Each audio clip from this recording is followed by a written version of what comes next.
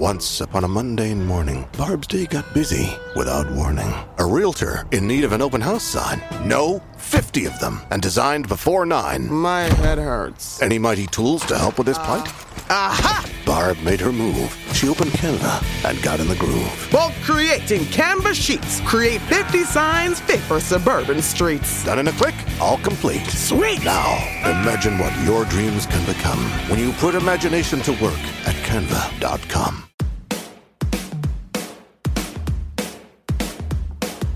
Hello and welcome to The Shift, the podcast that aims to tell the no-holds-barred truth about being a woman post-40.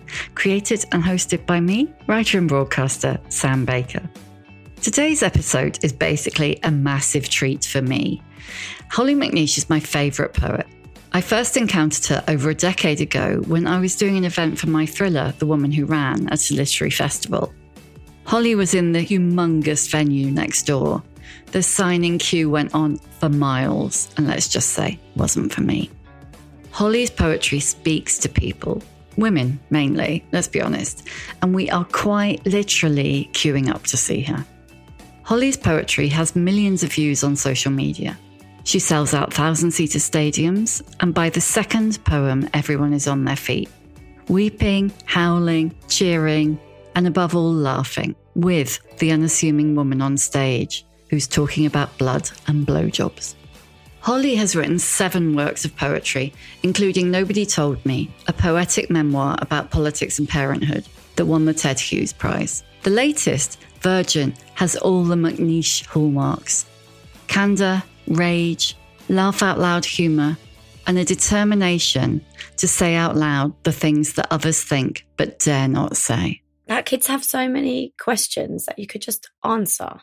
And people that don't want to answer it, they're either embarrassed, which is fair enough because shame is very inbuilt, or they really don't want teenagers to know stuff. And that makes me more scared than anything, I think. Hollie joined me for the best Monday morning I've had in a long time. We talked about everything from poetry and politics to single motherhood and success to sleazy old men and why she's sick of society shaming teenagers. We also discussed how Dirty Dancing informed her feminism, how she got the confidence to stand up on stage and talk about blowjobs, and why this age is so good, so its detractors should just shut the fuck up. Wisdom of the week has to come from Hollie's mum, who says, if you can enjoy a tree, you'll be all right.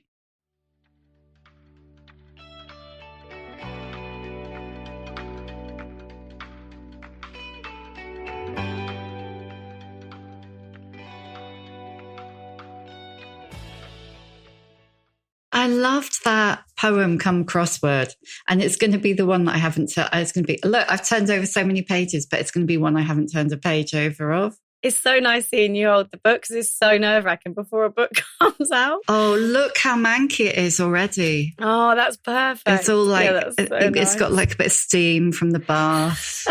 Yeah, that's good. That's my favourite. You don't get that with Kindle downloads, do you?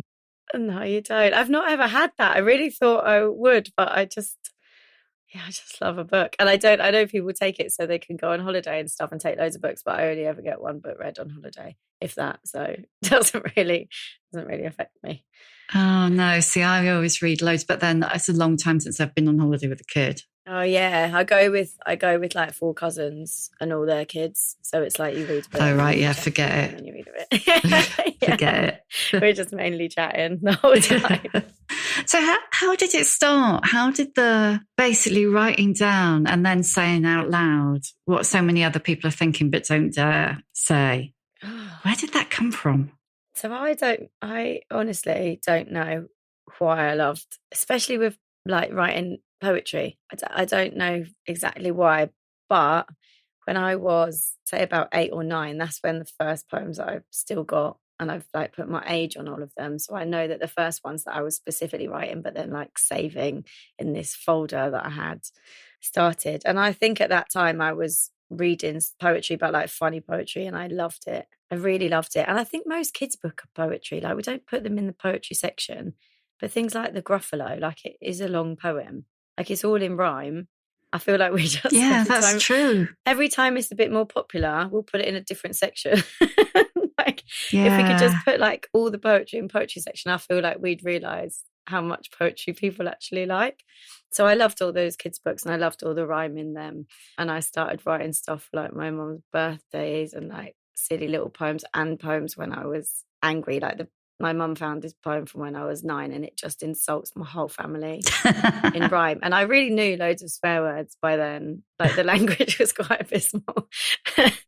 But because they wouldn't let me get a cat. So I rhymed like every insult with the word cat. And I feel like it just helped me get stuff off my chest. And then I just found it such a nice way to like work out my thoughts, but also do something creative with them, I think. Because if you're, and I find this, if I don't go into schools a lot, but if I go and do like any kind of workshops or just like I'll read and then give like young people a chance to actually sit and write what they want, there's so much stuff I think that comes out that people wouldn't just write down in prose. But because you're like turning it into a poem, it slightly distracts you a little bit from what you're talking about, or it gives you an opportunity to really think about, like for me, like to really think about what I'm feeling, or to, if I'm writing something that's more about, you know, the world around me, to really think about what it is that is annoying me about something or that I really love or whatever it is. And I love the fact that is into this kind of short piece. I guess it's a bit like drawing a picture. And then at the end, you've got this poem on a page that looks a bit like a framed painting. In my head, that's how it looks. That's why I don't really like poems that go over the page. But you can see from the book that, well, from all your books, but from Faking Virgin, because that's what we're here to talk about, you can see that they're written visually as well, because they all look different. Yeah, thanks. I think I've done that more and more as I've sort of gone on, and because I think the first book I did, I edited the poems a lot, but I still didn't think about it so much. But now I'm quite obsessed with it. Like certain poems that have to be like in a 3-line stanza, and others, like I just want them to be really framed by space around the page. I just feel like it's a nice thing to read, a poetry book. And I know they're not the most popular. I mean, they're getting more popular, but they're never going to be on level with crime, which is, to me, quite sad that people much prefer reading like crime books than they do reading poetry books. Yeah, I just love it. I also feel like there's a thing that I read about people that are like the careers that people are happiest in, or maybe it was a program that I watched and it said like hairdressing and gardening were 2 of the like happiest professions. And they think it's because obviously you also spend time in either nature or with people, but you like see the end result quite quickly of what you're doing, or you're like watching something or you're planting something and then it's there and you can like watch it grow and you can see what happens to it. And it's like the opposite of being on a factory line where you just put one part into something and you never see the end result. And I feel like with poetry, I guess even more than novel writing and stuff like that, you quite quickly get this little rush of adrenaline from finishing a poem. So it's quite nice. So like in a poetry book, every one of those poems I've been really excited to work on and then to finish. So there's quite a quick feedback of happiness, I guess. Yeah, so you get that little rush, I don't know, 60 times instead of once at the end of 90,000 words. Yeah, exactly. And then you have to like, and if I have to like work on it, which I do, and I do all the edits, it's like manageable, you know, it's like manageable chunks. It's like making a feast, but you do each little dish. You might do 1 3 days early, so that's in the freezer ready or whatever, and you can work on little bits, little manageable chunks basically, and they can all be really different. I feel like people are quite not scared of poetry, but a lot of people really don't like it. It's difficult, isn't it? Because it's kind of hard to walk a line between, like I was reading an interview you did earlier, and it was that kind of like, if it's not like difficult and unfun, is it poetry? Oh yeah. Yeah. And it's like you were saying, if something's successful, it ends up getting put somewhere else. Yeah, it does. And the poetry section is teeny, teeny, teeny. Yeah, it is. It's tiny. And it's strange, isn't it? But I do think there's a lot. I can't even remember who did the quote, but it's like people ignore most poetry because most poetry ignores people. There's this famous quote. Oh, right. I cannot remember who said it. I don't think it's necessarily true, but I do think there's something about books. Like I was determined that Virgin, because the last 3 books have had like a lot of prose in and poetry sort of intermingling with the prose. And then they've had some stories in, always have had an introduction. Since I got like confident enough to I guess, put my own mark on something and not just think, okay, it's a poetry book, so I have to just give, 25 poems and work on them. Once I started being like, okay, I can kind of do what I want with this book. I really I don't often read poetry books for pleasure, like not whole poetry books. I'll pick up a book and I'll pick up an anthology and I'll read a poem, or I'll go to a poem that I already love, or I'll flick through a poetry book. But there are not many. I think there's about 3 that I've read from start to finish and loved doing it that way, because I love a story. And I think you love being there's so much work that goes into the introduction of stories, or the first chapter, to try and draw a reader in and really think about the person that's going to pick up this book reading it. And I think there's so little of that in poetry. And there's this maybe idea that if you do that, then I remember Simon Armitage saying you shouldn't need to explain a poem. If a poem's good enough, it will stand on its own. And I totally get that. But I think for a whole poetry collection, it's nice to say something to the reader. Most other books say something, non-fiction books that introduce what you're going to be reading. Storybooks give you an introduction which someone has crafted to draw you into the story. And then poetry books were just meant to open it on a random poem and then just carry on reading random poems. So I really don't like that aspect of poetry books. And I always will now. I don't think I could do it without doing an introduction. And with this book, I said to my partner that I've there's so much research done into my other books, and I've got so many poems that I want to work on, and I just want to do poetry. But I just couldn't. I thought, I cannot have a reader open this book up to a poem without me saying hello, or this is what it's about. And then it ended up there was, an introduction to each chapter and then a few crosswords. Because are you popular because you think about that interaction with the reader, or do you think about that interaction with the reader because you've got those you've got a lot of fans who love you? What comes first, do you think? I think having people enjoy your poetry comes first. I don't think people pick up my stuff because I've done funny introduction to a poetry book. But I think about that a lot when I'm putting the poems together and thinking that someone might just pick this up as a book. I don't really know why a lot of people like my poems in the first place before the buying the book and picking it up. I feel there is something in the simplicity of the poems. There's definitely a bit of that. And I don't mean simplicity they're easy to write, which I think a lot of people mistake things being simple and things being not thought through. They think you just bashed it out before breakfast. Yeah, exactly. And then haven't worked on it. Don't think about it. But I guess a lot of the things I write about are written about not in a very surreal way, so people can understand them on first reading. I think, which with a lot of poetry you can't, which I like about a lot of poetry, but I don't think I'm ever going to write like that, because I've always written poetry as kind of a diary, and I don't specifically write a diary with lots of sort of surreal metaphors or word plays that people need to read over and over again to get, because I've been sort of trying to simplify my thoughts or simplify politics or work things out. So the idea of making that more complicated is never going to happen. So I think it's about that. There's also some people say it's about the themes, but I feel it's kind of true, but also kind of rude. If I wrote poetry that was not very well thought through and not very well crafted, but it talked about motherhood, I feel hopefully people wouldn't be so enamored by it. I mean, maybe they would.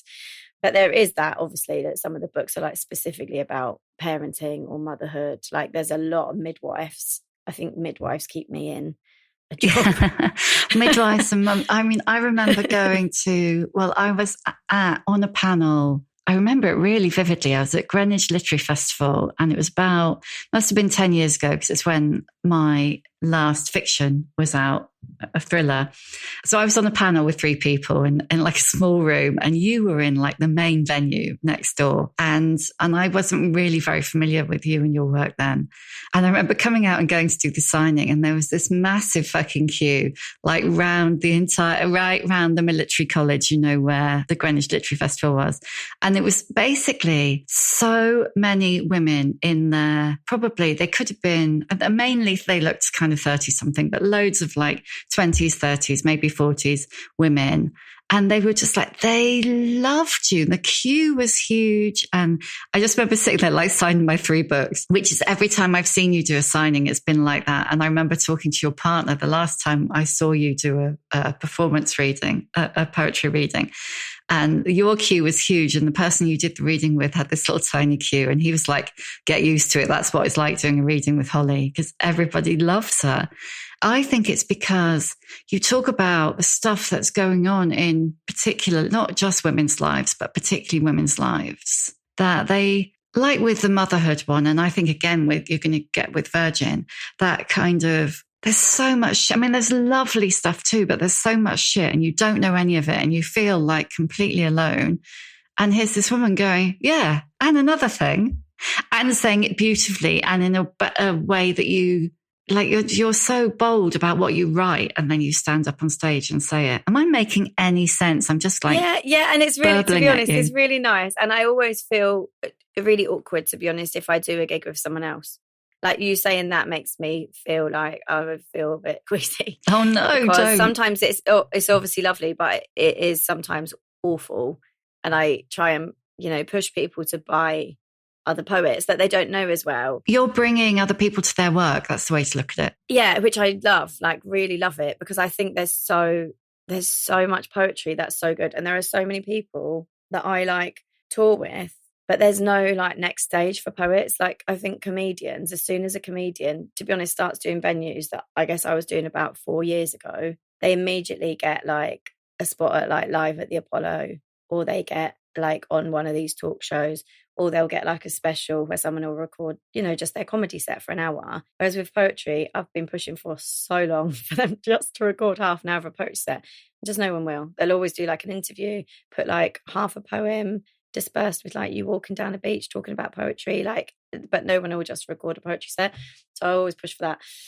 But so far it hasn't worked, but I'm still going to keep pushing for it until they realize you can just do it the same as a stand-up comedian. And it's really weird talking about like why people are coming to the gigs. And I'm so grateful that they do. But I think I work really hard. And also in life, I think I'm just like it, maybe because of my family or the amount of TV I watched between 6 and 7 when all the comedies were on. I've studied so much to do with a lot of shit that happens politically. And I've read so much stuff that is just either shouting at people, or it's depressing, or there's a lot of tendency, I think, especially in the left, well, maybe on the left and right, to just take the piss out of people. So I see it quite a lot with things like reform at the moment. Instead of like doing loads of stuff to talk about it and try and like engage people or whatever, I think would be a more positive way to do it. And what lots of people are doing, there are a lot of sketches where we just like take the piss out of the least educated and poorest sections of society, like really do. And I find that kind of thing, either just being angry or just taking the piss, it really pisses me off. And in some poems I've worked for weeks, like a poem that I wrote about the Queen not being your grandma, I worked for weeks so that it couldn't insult people, like people in my family that do just like the feeling of the royal family. Like I'm very against the royal family. And if I was honest in my work, I'd be much more like one-sided, I think. But in terms of the poetry, I want it to be either like a beautiful thing to read or kind of funny, because I don't think anything else engages people in the same way. You either switch off or you feel insulted or you're made to feel stupid. And I remember that so vividly when I went to university. There were loads of stuff that I hadn't thought about. And I remember people like with the surname, I didn't know why a woman took a man's surname. I didn't know the history of any of that before I started at uni. Like I studied languages and I studied that, and I was quite obsessed with that and maths. I didn't do politics, history. Obviously it's also general knowledge, but I hadn't thought about a lot of things. And I remember somebody saying, oh, would you take your husband's surname if you got married? And I was like, well, yeah, it depends on what the name is. And I made a joke about it. And then this group of like 3 girls were just like, oh my God, that's so ridiculous. Do you not realize this and this? But just like had a go at me for never having considered something before. And it happened so often at university that I was like, for fuck's sake, like I've never thought about that. Just tell me what your argument is for it, and in a nice way without making me feel stupid or like I don't ever want to speak to you again. And I feel like that side of life drives me, but it just makes me feel really annoyed and angry. And I feel like hopefully the poetry is not like that. No, totally not. So how did you get the confidence? Because it's one thing sitting down and writing poems, about period blood being Yeah. blue and, blowjobs and anal sex and cheese. And I got to say, I never thought I would laugh at a poem about anal sex, but I was totally sniggering in the cafe reading it. But there's writing it down and then there's standing up on stage. How did you get the confidence to do that? I think so. I definitely think I would never have read the poem about anal sex until now. I feel like it's just the confidence has gone up. Also, my kids got older. So there are certain poems that I've actually had for 7 years that I thought, no chance. There's no chance I'm sharing that. There are also other poems that I share at gigs that will not put online, which I sort of want to, because I feel like I would like them to be shared online. But until my daughter's 20, I've put an embargo on a few poems that I feel like, nah. I think it's just slowly and a lot of support, the poetry community. Some people disagree with me who live in cities, and I guess I'm not really, really involved in it because I've always had a kid. I've always lived in a village. So I've sort of gone into gigs and then I've had to go back, or I've had my kid with me. So it's not like I've gone out to the pub afterwards with loads of people. So maybe there is lots of poetry politics I don't know about. But it feels like to me a very supportive community. So I guess it was just little by little, really, the confidence to share stuff and to share certain poems. My brother came with me to all my first readings because he was living in London at the time.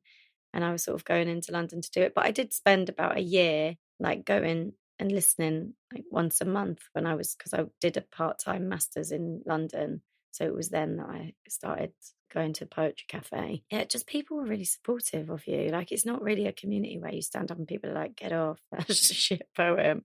Yeah, so I think it was just little by little, really. I started reading it. And my mum was the first person I ever read poems to. And she was very kind and supportive about them. She had quite a hard job as a nurse, so I'm not sure she loved hearing more and more moany poems.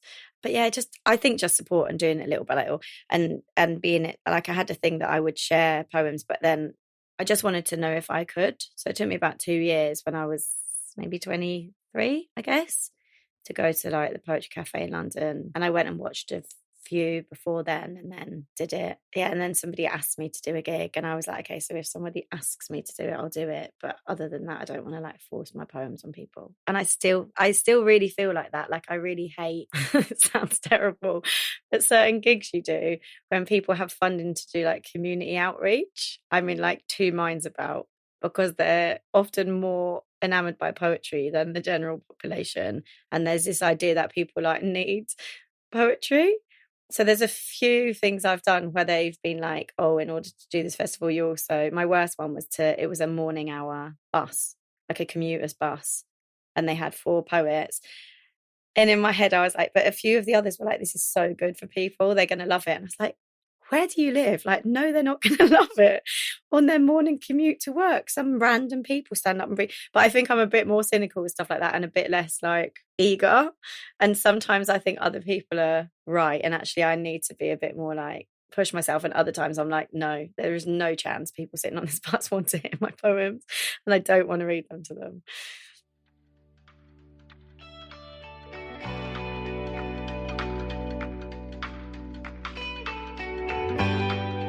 This episode of The Shift is sponsored by Shopify. When I think back to starting The Shift, I can hardly believe I pulled it off.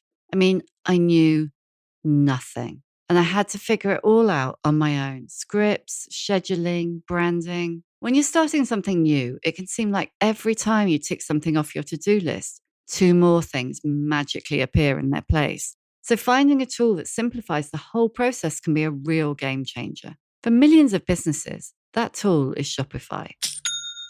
Shopify is the commerce platform behind millions of businesses around the world, from household names like Heinz to Allbirds and Skims. Get started with your own design studio with hundreds of ready-to-use templates. Shopify will help you build an online store to match your brand style. Accelerate your content creation. Shopify is packed with helpful tools to write product descriptions, headlines, and enhance product photography. Get the word out like you actually have a marketing team to create email and social media campaigns wherever your customers are scrolling. And best yet, Shopify is your commerce expert with world-class expertise in everything from inventory to international shipping to processing returns, you name it. If you're ready to sell, you're ready for Shopify. Turn your big business idea into with Shopify on your side. Sign up for your £1 a month trial at shopify.co.uk/shift. Go to shopify.co.uk/shift.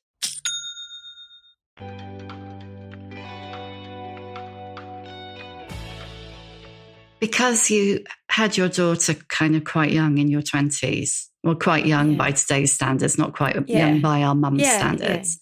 And like you said, you don't live in London, you don't live in a city, and you haven't been part of the whole like network and all of that. Do you think that's helped in a way? It's kind of kept you real, Hollie?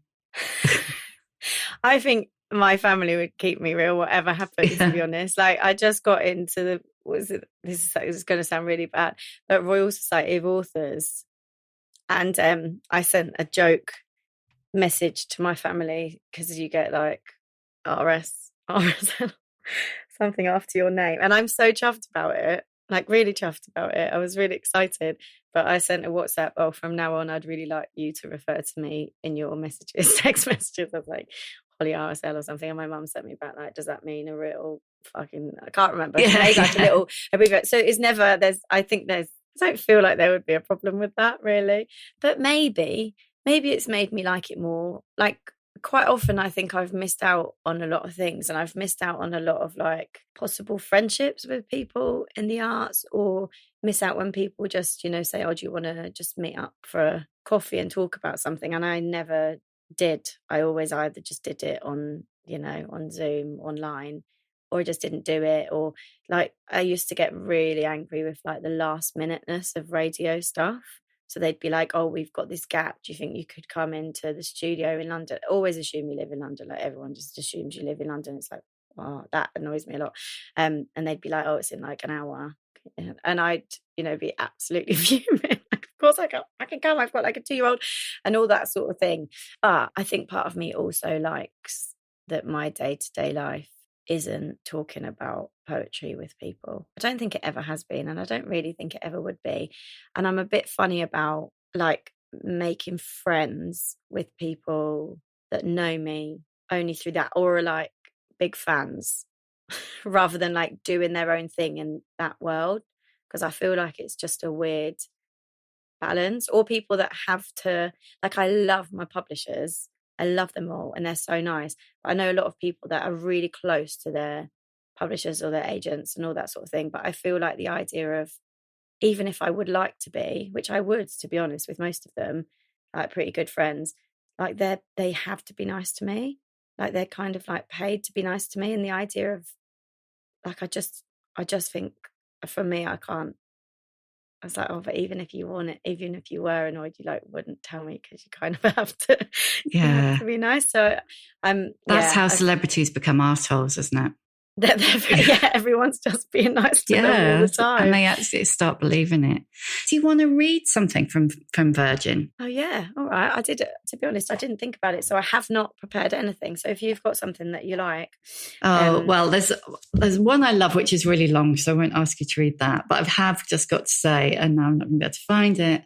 That's a really awful thing to say, isn't it? Because people say that to me, and then I obviously can't remember like what their poems are called and stuff. What's the one that you like? What's it about? I loved the one where you did the father-son talk about going out and putting his and it's much too long, but putting his slow shoes on. But say imaginary father-son talk. Page 97, it's 3 pages. It's much, much, much too long. But to everybody listening, you just have to go in the library and turn to page 97 and read it.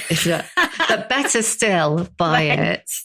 Yeah, it's fine. I'm very happy with libraries, and I get paid when people take a book out of the library. Like, I'm not saying that that's the only reason, but I honestly think libraries are like my most spiritual place. Like, I'm not religious, but libraries make me feel like the world will be okay. Like, the fact that they're set up. I've written a poem about this, so I feel a bit funny saying it, but I just think they're like havens of amazingness. I'll read a short one called Call Me. About I've turned that one over too. Yeah. I'll read this one because it's short, and the short poems are always good. But yeah, I wrote this one. It's kind of written for my daughter. There's quite a few written for my daughter, but they're kind of also for any teenager, really, or any daughter or son of people.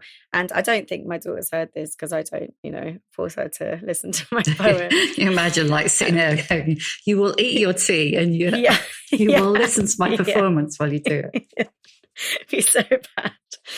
But I just thought after, like, she's nearly 16 and all the things that I've been worried about being a mum, like all the things I feel like I've failed at over the years, all the things that she is not like, all these, like, that she doesn't play a musical instrument, for example, and there's quite a lot of people in my area that do these things, and then I realised I actually don't care about any of them. And she's really nice and I like hanging out with her. Yeah, so this is just about the fact that the only thing I care about is that she'll come to me if there's any trouble. Even if you're in the wrong place at the wrong time, with a full moon and a lone wolf whimpering bloody poured from your insides. If you are knee-deep, puddle spilled, puking up every warning that I gave you, just call me. I will pick you up quick as prayers leave lips. I have blankets and hot chocolate, arms locked open. I do not care what you have done. Never let shame stop you reaching for your phone and dialing my number. I am no God. I am no judge. I am your mother. Call me. And I will come. I love that. Very quick. And it could be father, I'm your father. I thought I tried to do it like, so it was like, I'm your parent, or didn't really work though. And father sounded a bit like the Holy Father. Yeah. So, but yeah, it's like that kind of thing that's become a Pinterest board, isn't it? About, being the grown-up you needed when you were a kid. And when I was reading Virgin, I was thinking so much like shame runs like through it as a thread. How much, I know you don't like talking about your daughter, but I'm going to ask you anyway, how much of having a teenage daughter informed your thinking when you were working on Virgin? Oh yeah, so much. I mean, I don't mind. I love talking about, like, I guess the effect that she's had on me, but I feel like just specific stuff about her, I feel like I leave her to her things now. Yeah, the whole thing, I'd say, like, such a massive effect. And it's not even having a teenage daughter, it's having my house full of teenagers. Yeah, because I've just got one kid and we live just me and her. So we've quite often got other people coming to dinner, her friends, my friends, family, whoever it is. So I see loads of teenagers and they're all really lovely that are coming in and out. And I just feel really protective. I feel like now, I love it about being in my 40s. Like, I'm 42 now and I feel like that's really young. Like, I still feel really young. And maybe it's because I had my daughter in my 20s. I'm not sure. But as she's got older, I know people are like, oh, I can't believe, I've got a kid this age. It makes me feel really old. But I feel like with me, it's the opposite. Like, the older she gets, I feel younger. Maybe because, like, luckily, touch wood, it's all going okay. And I feel like, whoa, I can finally sleep. I'm finally, like, having a little bit of time back. I'm also absolutely terrified of, like, the sort of grief of the other side of it. But I really love it. And I don't want to be nostalgic about her being like 8 again. And if I am, then I'll just go and see my kids who have 8-year-olds, or I've got a niece who's 3. So if I miss, my daughter at that age, I'll just go and visit someone with another kid that needs some help and, like, do that rather than thinking, oh, I wish you were a little child again. I feel like younger and I feel a bit freer and I feel a little bit less tired as she gets older. But I feel really protective. And now I guess I feel like every time I see someone that's like 20, I feel like they could be my kid. Like, I could have had a kid at 20 and they could be my kid. So I'm feeling now just more and more protective of that generation. And I guess realizing, like, how young you are at 20 and how young you are at this age, and all this absolute bullshit about, oh, you start your period, oh, you're a woman now. Like, this sort of thing that I think we try and age girls and boys, but we do it in different ways. We age girls in terms of they're being allowed to be married to older men, and we age boys in terms of you can now be given a gun and go and fight in a war. Like, in both fucking horrendous, but they're kids. Like, they're so little and they're so vulnerable. I'm just so bored of people hating on teenagers, and I'm so bored of people using teenagers, and mainly gross older men, like, mainly who are in power, just using teenagers, using teenage boys as, like, cannon fodder, using teenage girls for, horrendous, and teenage boys. Like, it's just awful, and they're so vulnerable to stuff, and we could easily protect them, and we don't want to, and then we also do. And people, there's this fight between people that for hundreds of years have been fighting against getting kids out of factories, fighting against, raising the age of consent, which has nothing to do with sex. It's to do with creepy old men again, like all of that stuff. And I think conversations like that I've had with my daughter and her friends, like reaching 16, like one of them joked about, it's like, oh, you're allowed to have sex when you're 16. And I was like, it's nothing to do with that.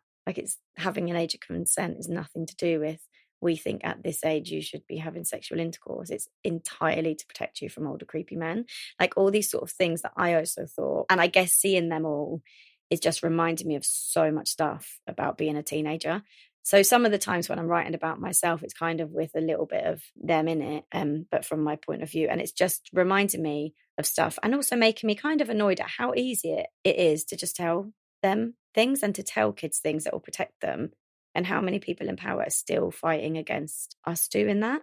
Yeah, it's just I don't know, it makes me so angry. I just think we treat teenagers like absolute crap and we really vilify them, and it's a really hard time in life, and it's even harder because we don't tell them stuff and we don't protect them in the way that we should. Yeah, they're protected by, don't tell them, they won't do it. It's like, it doesn't work like that. Yeah, and I've been thinking loads, which I guess is I've been rewatching movies because I was thinking about all the movies and all the TV, and I read that like when I was a teenager, I think it was like 98% of the scripts were written by men. And I was like, oh my God, like every sex scene I saw where there was a girl desperate to be a cheerleader and an older man that she wanted to impress or someone, like all of that was scripted by older men. All of it, like every single orgasm that I heard coming out a woman's mouth was scripted by a man. The time that she was having it, how she was having it, how loud she was being, like everything I learned. And I watched a lot of TV and I loved it. Like I was very much like, I would have been like on TikTok, I think. Like our TV was like on all the time. Yeah, and I got so much good stuff from it. But I was thinking about the films that I think affected me in a good way that I really watched over and over again quite obsessively. And it was Dirty Dancing, Legally Blonde, the What's Love Got to Do with It, the Tina Turner story. And I went back to them and I felt like they all taught me something and sort of opened my eyes to stuff. They were all kind of belittled, especially Legally Blonde and Dirty Dancing, as like, they're not seen as like classics. They're seen as kind of stupid chick flicks, like everything is that only girls really watch. But they were so good for me. And Dirty Dancing was one of the things I think that made me think about politics so much and women's rights so much. And also sex in like a really nice, like sensual way. I know it's still someone older and they've met, basically at Butlins and had sex, but like, and I looked at them and they were written by women or directed by women. And I think they were three of the only ones that were. And I was like, oh, that's interesting. So I've sort of gone back and had a look at who directed or wrote a lot of the films that I think were quite shit to watch. And I guess that's one thing I love now, that there are more and more stories being told by more and more different people.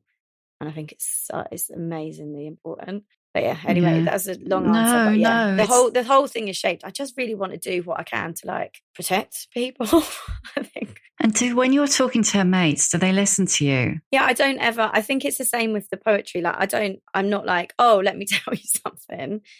It's just if they ask me something, then I'll answer honestly. And if I don't know about something, I'll say that. But I feel like for the last 5 years, I've been researching stuff to do with child protection for a lot of the books that I've been writing, and work with a lot of people that do like PSHE education and stuff like that. So yeah, it's not like I sit down and talk, but I guess I think I'm quite a relaxed person to talk to. And, we've got things in our house, like in the bathroom since my kid was 9, I've had a little basket on the back of the toilet with like sanitary towels, tampons, also like packs of period pants that I ordered from one of the companies, panty liners. I've just got a thing like that on a basket on the back of the toilet with like, please help yourself, because I knew that one of our friends started her period at 9. It's all been taken. Like I have to top it up quite a lot. So I feel like if they've come to my house and seen that, there's just certain things that I think they just know that is fine. It's been amazing, the idea that I just remember scrapping around in friends' houses in like cupboards, like, please say that you've got some sanitary towels. Not even wanting to ask my friends if they had one sometimes. And it's like, oh my God. And that, I think just being a parent, and my mum was really embarrassed to talk about stuff like that, even though she was a nurse, but her mum had done absolutely no talking about it. So it's not like, I'm so sick of like blaming individuals for stuff that's absolutely to do with culture. Like, my mum didn't really talk to me about periods. And I don't think, oh, my mum, like, how awful. Because no one did. Like, and she was taught that it was really bad, and her mum was taught it was shameful to mention it. So it's like, no wonder. Yeah, I mean, I know you've written about this, but it's like, I mean, I haven't had a period for quite a long time now. Yes. Yeah, I am quite looking forward to that. But then I've had people go, oh, don't, you know. Oh, don't no. look forward to it too much. But I am. It's fantastic. It's fantastic. And it saves you a fortune as well. But I remember, like, it was probably only, you know, it would have been in the 20 teens. I was still like going to the loo with a tampon shoved up my sleeve. And I worked in mainly women, I mean, offices with men in, but mainly women. It's like, what the fuck is that about? Just pretending this whole function doesn't exist. Yeah, it's so weird, isn't it? It's so weird. I feel like that about sex a lot as well. Like the way that we talk about sex, like certain things, and I've written about it so much. And I feel like right now, Holly, you've written 3 books on this. Now, like, keep going, never stop, Holly, writing about sex. Oh no, I won't. But I sort of slightly feel like I've everything in terms of the politics of it and sex education. I feel like I've said everything I want to say, and now I just focus on like getting it out there more, or like videoing it or whatever. But I feel like it could be that kids have so many questions that you could just answer. And people that don't want to answer it, they're either embarrassed, which is fair enough because shame is very inbuilt, or they really don't want teenagers to know stuff. They really don't want children to have knowledge. And that makes me more scared than anything, I think. And one of my friends teaches biology, and she used to have a thing where they could ask any question on a Post-it note and she would answer it in like 2 at a time. And she said it was amazing. Like really specific things. Like somebody wanted to know if you, somebody asked me once, and I say one of my kids' friends, they'd just done sex education. I think it was either year 6 or year 7 at school. And they were like, yeah, that's all fine. But do you put the condom on before or after you have sex? And I thought, I think we really take for granted how much you don't know. Like you don't know things that we think you'll know. And then I've been asked like, but what about if you've got like cum on your hands, or then you finger someone, or you're like giving a hand job, but then they're like close to you, and really intimate things that actually you should be doing that before you have intercourse, in my opinion. Like you should learn to be very good with your hands because that's so much safer than anything else. But because we don't talk about it, people, from my experience anyway, jump into having full-blown intercourse before you're comfortable with your body, before you can talk to someone else about your body, before you're doing anything with your hands, before you've learned to give other people an orgasm. Like all of this is just pushed at the back because we just talk about intercourse safely. Yeah, it's the way we talk about virginity is like, have you lost it yet? And it's like, on the one hand, it's either you need to lose it, it's not cool to have it, or, you've lost it, you're sullied. Yeah, and it just puts every other sexual, sensual and human experience on like the back burner. I think there's certain things, like I find it atrocious because there are horrendous things done to people, and have had that in my family, which I haven't put in it because it's not a place to say, but I've had women in my family who've had babies very young and have been horrendously shamed and have had, put kids up for adoption, have kids taken away, have been sent away, like awful things. Every single bit of it is because of this concept of virginity. All the shame, families ripped apart because of this fake idea that your status of being human changes when you, for the first time, have a penis inside you. Like it's unbelievable. And I find it so disgusting, but then I also find it so ridiculous that I find it funny. And I don't find funny what's happened to so many specifically young women, but like it's so amazing that people in power have managed to tell us that this is the only thing that can change you as a human. Like the only experience on this planet, not even the only sexual experience, like the only thing. And I was just like, and I said it at the beginning of the book, but I was thinking of all the things that has changed me, or all the things that have made me like lose innocence. And for some people it is that, like for some people it would be the first time but that's because of abuse, or that's because of shame, but it's amazing. Like what, I've 4 of my grandparents died now, and I was so close to them, and I've been there almost on my grand's deathbed, and I was like, oh my god, the idea that this wouldn't change me more, or there's just so many human experiences, and we're obsessed with this one heterosexual thing of intercourse, and we're only obsessed with it because people have pushed it for a variety of like power and political reasons. It's fascinating. I find it fascinating and disturbing, and I really want it gone, but I also find it slightly funny. It's like the loose Okay. vagina thing. Like your vagina will loosen if you have sex with 5 different men, but not if you have sex with your husband 5 times. Like, it's mathematically, as someone who likes maths, it's amazing. It's so It's stupid. boggling. Are there things that this is kind of a stupid, obvious question. When you've been writing this and thinking about this, has it made you think about things that you wish that you had known, or that you wish that you hadn't been told or had been told when you were going through it? Yeah, like everything I was told, I think. I feel angry, and I'm sure there's loads more people that should be angrier than I am, of course. But I feel like I missed out on so much. And I feel like because of my education, I had more dangerous sexual encounters, much less pleasurable sexual encounters. It's not like I wasn't really brought up feeling like so much shame, not from my family anyway, but just not knowing things, like not knowing about female orgasm, not knowing about clitoris, not being told anything about, communication or talking to people in terms of like sexual stuff. It annoys me more because I feel like that's exactly why. Like I, gave, and I don't mean like loads of people, but like before I had an orgasm, I'd given people orgasm, met guys, boys. It's the same for 90% of the girls I know. And I think, well, it worked, didn't it? Like, this is the whole point of this power relation.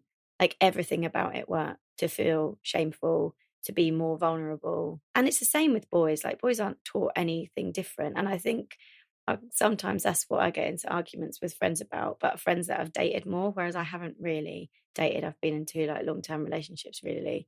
But this idea of why would a young boy know, more about the clitoris or that fingering could do, whatever. Like, why would they know? Like, they're not taught anything that we're not taught. And then some people are like, yeah, but all the information's out there. Like, how many articles have you read about how to, do things successfully to boys? And they could also read that. Like, there's loads of, so there's like two sides to it. And I do get both ideas, but I just feel like, and I think even more so for people that have grown up in poverty or with racism, like, you have years stolen from you that you're thinking about stuff that other people don't have to think about, or you're not getting pleasure that other people are.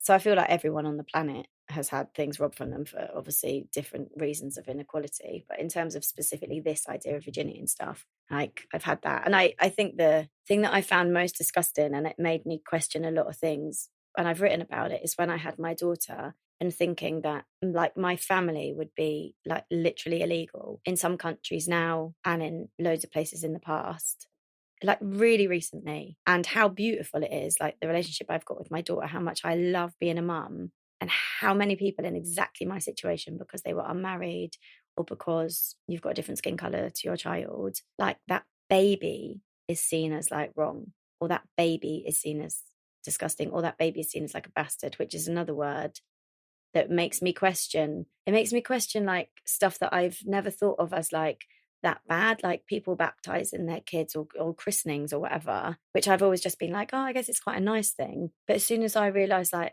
there's this word for kids who aren't, it just made me question any political or religious thing that like judges a baby, like looking at a baby and like how vulnerable they are. I just could not get my head around the fact that, people that I know and love have like done this ceremony to protect their baby, as if their God would then not like my babe, like a baby.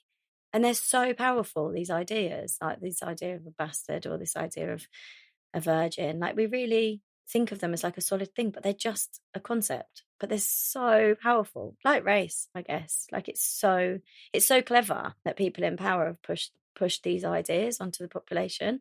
But yeah, I think just staring at a baby's face for hours and hours on end as a new mother, and now just I really have much more of a feeling of like, fuck you. Fuck you. I don't really mind you doing it about me, but fuck you to label mine or any other baby. And it does still obviously cause horrendous harm, these ideas of people being better or more holy, or yeah, it's just massive. Don't get me wrong, I'm not thinking that a poetry book's going to stop people.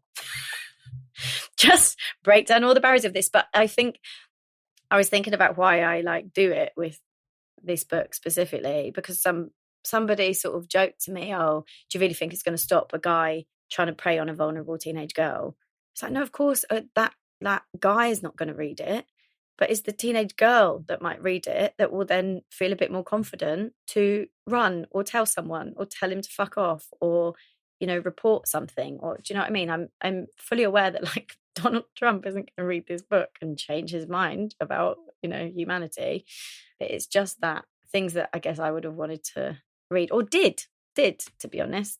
Like, and a lot of like movies like Dirty Dancing or, artists like Miss Dynamite or Christina Aguilera, like listening to their albums. And again, quite often albums that I was told was just, girly, rubbishy pop music, not so much Miss Dynamite, but like a lot of the other things I listen to.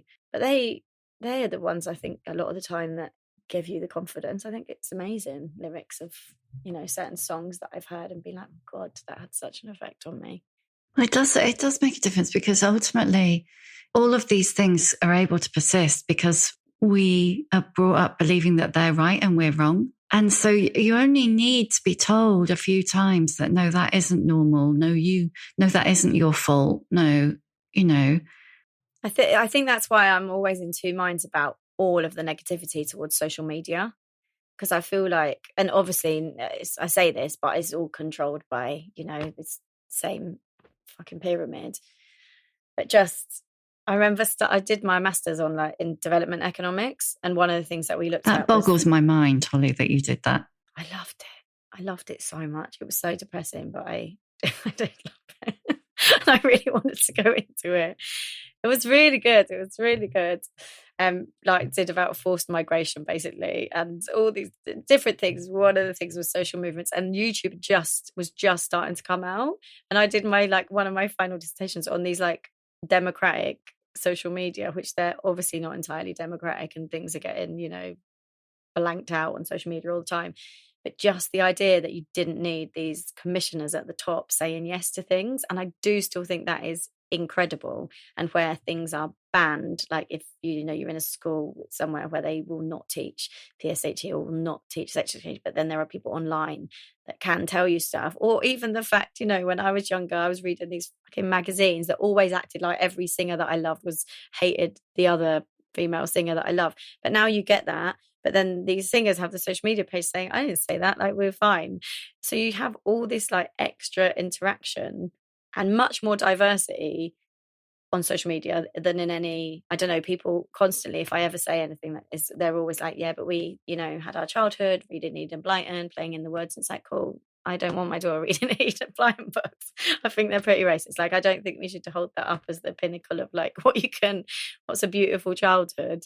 But yeah, especially with stuff like that and the information you can get, I've learned so much stuff. And the bad side of stuff is just the same. It's like the same as the bad side of everything that. Yeah, everything's got a flip side, hasn't it? Yeah, and don't get me wrong, I'm still into like not having flipping phones in primary schools and classrooms and all that kind of thing.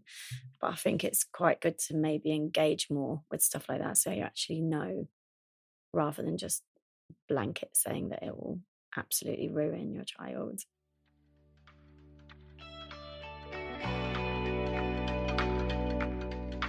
We all love a legendary comeback, and Degree Original Cool Rush is back and better than ever. Cool Rush isn't just a scent, it's a movement, a fan favorite that delivers bold, fresh vibes and all-day sweat protection. Whether you have a man that spends hours in the gym, heads into the office early, or is just trying to stay fresh on a long day, Cool Rush has their back. Head to your local Walmart or Target and grab Degree Cool Rush, the fan favorite scent from the world's #1 antiperspirant brand.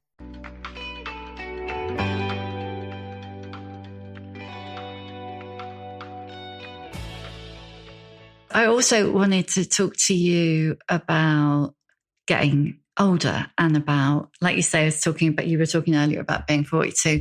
How have you changed? I don't know if I've changed that much. I don't think fundamentally, really. I don't feel very different.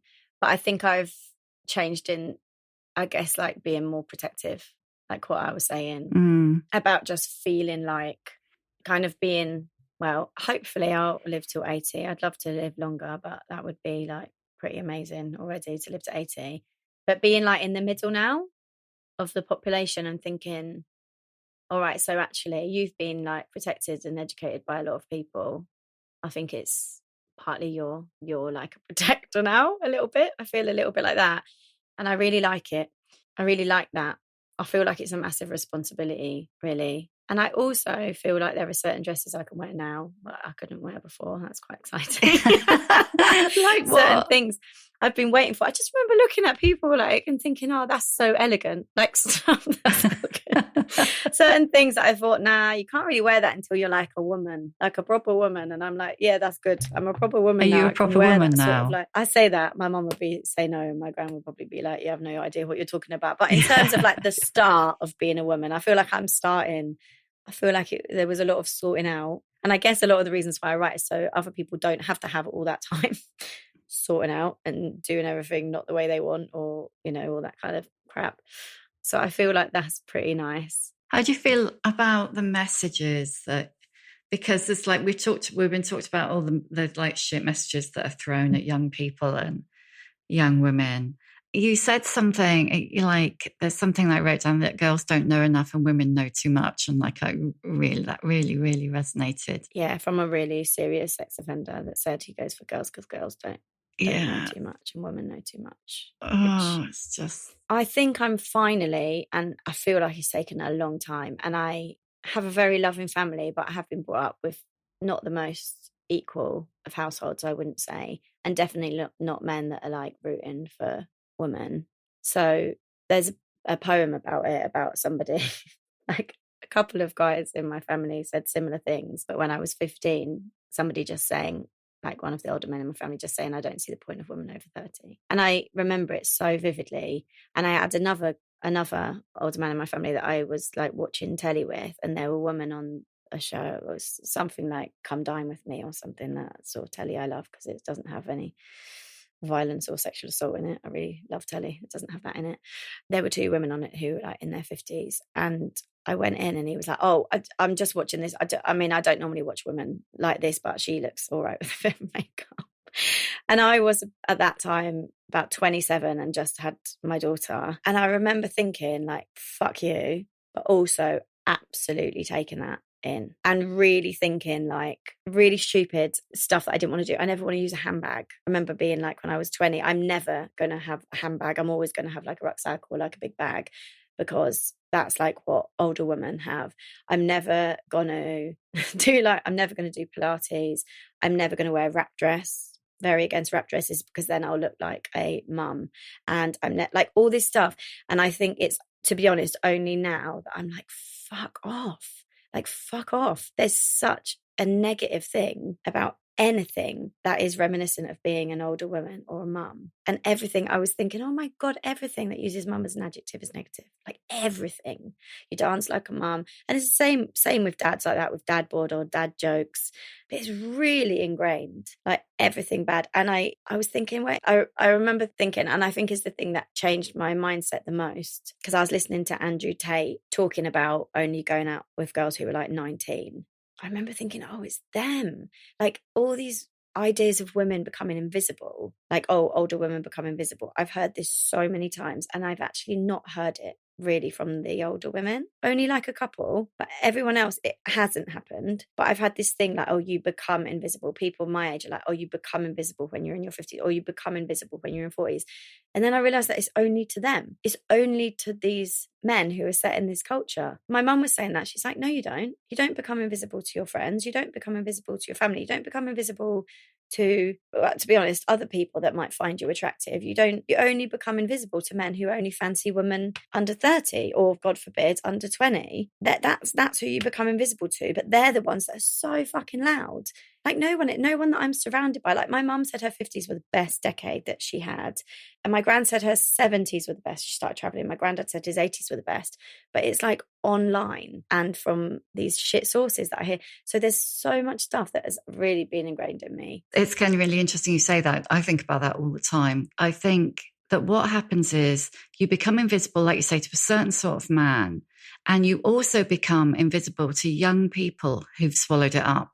And that's why I think, and this theory isn't necessarily very popular, but I think that some of the worst offenders are young women, or women in their 20s, particularly, and maybe early 30s, because they're the ones who are most afraid of it. Yeah, but they're also the ones that are told, like I was, that anything that is to do with older women is rubbish. Like, because I think I was pretty similar. And now I realise I was similar to the idea of women in general who were older. But my actual mum, I loved her. My grands, I thought they were amazing. My aunties, I thought they were amazing. So the actual women who were in my life, my mum's mates, my friends' mums, like I went to them all the time. So any actual women that I knew, I thought they were brilliant. But then if people said, oh, the idea of like, if you go to something that's mainly going to be older women, I'd be like, why? Like, why? But I also think that's because of culture, like looking at the films and people, you know, I have a real family of like eye-rolling men talking about anything to do with women. So I think that's why I'm quite funny about the poetry, because I can feel them rolling their eyes and it pisses me off. But I do still want to get under the radar of people like that, because there's a lot of women like that because of a lot of people like that. But like rolling their eyes about anything that women come to, or the fact that it's mostly, I started thinking, oh God, it's mostly like women in their 30s that are coming to a lot of my gigs, literally as if that's a negative thing. It's not a negative thing. Like, what the fuck? Like, where is this idea? And I feel like as a younger woman, I was totally brainwashed by that. But now I look back at it, like the films I was saying, the fact that all these films, not only written by, it's not older men, it's these older men. It's not, if they were written by the most beautiful older men, brilliant. There's some fucking cracking films, brilliant books. But they were written by a certain group of a lot of Hollywood men who are now in prison for sex offense or dead because of sex offending, where no women talk to each other. There are no older women in these movies that I watched. They didn't speak to each other. And I know there's the Bechdel test. I read it and I still have this like, oh, for God's sake. Like when I first read this stuff, and now I'm like, fucking hell, it was so important. My whole life is surrounded by women supporting each other, older women talking to each other, older women talking to me having a real laugh with like my mum and her friends when they were chatting and I was like in my 20s and they're really funny. And then I watch a movie and no women talk to each other in the movies ever. Like never. Still now, it's so hard to pass that test. And you think, no wonder people roll their eyes. And all these sort of creepy men, if any women are trying to say to 17-year-old girls, look, fucking, if there's a 25-year-old that comes up to you, you know, take the compliment, but fucking run. And I think that's the other thing that I guess I tried to do in the book, is I hear a lot of people being like, that man's disgusting. Like that older boy, if you're like 14 and that 18-year-old comes up, he's disgusting. And they don't account for the fact that it's fucking exciting for someone to be attracted to you. Like I remember hearing someone say he's gross and me thinking, no, he's hot. Like he's really hot. Not always, but just sometimes. And I think that side of the conversation. And then there's all these men saying, oh, these older women, they're just jealous because we don't fancy them. And that is pushed so much for, you know, the same purposes. So you don't listen to the main people that are trying to fucking protect you from going through what they went through. Yeah, it's really hard. I think I've absolutely stopped blaming anyone under 25 for things like that. I just don't. I think the pressure is so much. I guess it's like the same, only blaming parents for their kids eating sweets. And you're like, guys, these companies spend billions trying to make that woman who's, you know, got 3 kids and is crying and hasn't slept. They've put them at the checkout, like the sweets are at the checkout at a child's height, wrapped in colourful wrapping, which sparkles in the sun. Like, fuck off, is not just her fault. Like, I feel like it's the same for that sort of thing. Yes, it's tricky. I feel like it's trickling down more, but I feel like that's also to do with social media. Yeah, definitely. I honestly could talk to you all morning, but like we've probably both got other things we should be doing. Before I ask you questions, I always ask, would you mind reading that poem, the other poem, The Age is So Good, So Shut the Fuck Up poem? I thought it was that one.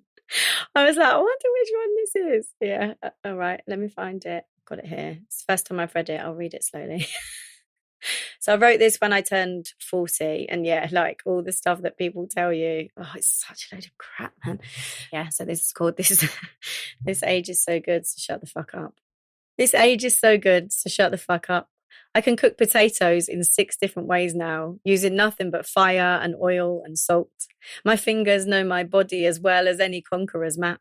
Please stop talking to me about wrinkles. I have some. Paper creases, the more paper airplanes you fly. It is so fucking dull to talk about our faces so much when there are flowers I can't even name yet. I'm aware I will keep getting older and older, I hope. Please stop asking my opinion about dyeing my greys. I will, or I won't. Either way, spaghetti is delicious, and my nipples perk up at the lick of a whisper. And when sun strikes hot through my windscreen, sometimes I just sit in the car park in silence, pretending I'm on holiday, when actually I'm sat outside Aldi. Imagination is the absolute shit, so stop talking to me about Botox. It's boring. Do what you want with your life, but unless the injections make me orgasm more, I'm not bothered which celebrities are aging the best. Getting old without dying is literally the meaning of life. Human evolution has taken so long to get where we got, and now chocolate can be bought straight from the shops. Can we move on to more interesting topics than skin cream and the lines that laughing will make on our faces? I've just packed a picnic of juicy red strawberries that will soon become part of my blood. Thank you. I love that so much. I'm going to ask you the questions that I always ask at the end. What's your emotional age? My emotional age? I think the age that I am is my emotional age. I feel like there's not another option, really. I feel like I'm exactly 42 emotionally because I've learned a lot of things, but I'm still got a way to go. Give us a book recommendation. So it can be anything. It can be something you loved when you were little, or it can be something you loved last week. I think the thing that I've loved most recently has been a book, Audre Lorde's Letters About the Erotic, but that's a very short book. It's like an essay. But then the storybook I've read recently is by Dominic Hoy, a New Zealand writer, and it's called 1985. And it's a beautiful story about two 11-year-old boys growing up. Oh, wow. I haven't read that one. I've read the Audre Lorde. What advice would you give younger women? I would say don't be ashamed and ask older women advice. I'm not saying all older women are really good, but I feel like mostly if you're going for people that are wanting to give you good advice, it'll be them. Who's your old bird role model? That's such a good question. I really like this one. I think probably my gran, or like the childminder that I had when I was younger. But I feel like older bird has to be like 80 at least. So I'd say my grandma, when she was like 94, I think she was at her peak, at her wisest. What's your superpower? I'd say calmness, probably. Feeling like quite easily happy by like looking at a bird or getting on my bike. I feel like I'm very lucky with that. That is a superpower, I think. Yeah, I think so. I think it's from my mum. She was like, if you can enjoy a tree, you'll be all right. That's so good. I want that as a tattoo. If you can enjoy a tree, you'll be all right. Last one. How many fucks do you give? I still give too many, I think. So I'd say I give about 30%, in the bad way, in the terms of like caring. I give like, hopefully like 100%. But yeah, I think still about 30% I give fucks that I don't want to give. Thank you. And can I make a request? Can you write one about middle-aged menopause next, please? Yeah, I will. I just need to like start it. I'm waiting. Yeah. Yeah, no hurry. Yeah. Yeah, it's fine. I mean, I'm happy. I'm not wanting more kids. I say that, I don't know how bad it is for some people, but yeah, I feel like I'd be happy to start. Thank you for listening. If you enjoy The Shift and would like to show your appreciation, why not buy me a coffee? Go to www.buymeacoffee.com/The Shift with Sam Baker. You can hear a new episode of The Shift every Tuesday, wherever you get your podcasts. And if you like what you hear, please do rate, review, follow, tell your friends, because it really does help other people find us. And if you'd like to know more about my own experience of shifting, my book, The Shift, How I Lost and Found Myself After 40, and you can too, is out now in paperback.